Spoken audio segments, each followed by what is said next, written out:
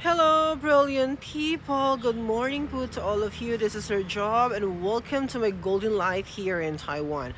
In today's video, pinilit ko talagang magkaroon tayo ng panibagong background kasi parati na lang nandoon sa aking kwarto. Kaya susubukan nating lumabas for a moment. Ayan, so andito tayo sa magandang park na kung saan pupunta din ako sometimes kung gusto kong magliwaliw. So, meron tayong tanong para sa araw na ito. Sabi ni Teacher Clara, "Hello teacher, ano pong best month na mag-apply for TFATP at anong month sila mostly naka-hire?" Okay, here we go.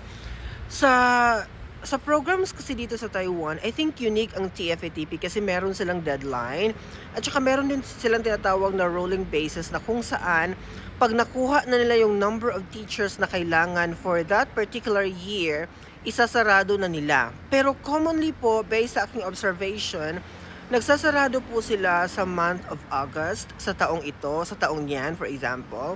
Tapos nagsisimula po silang magtanggap ng mga applicants sa month po ng January. So kumbaga po ngayon Teacher Clara is nagsisimula na po silang magtanggap ng mga panibagong set of applicants for 2024.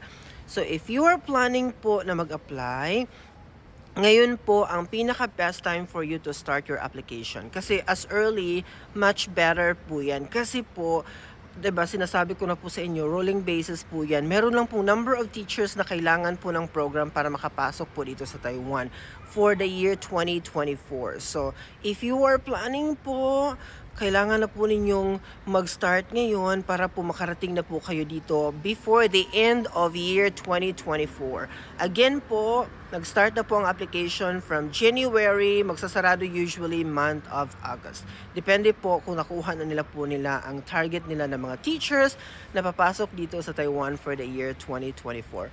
Hope it helps! Bye-bye!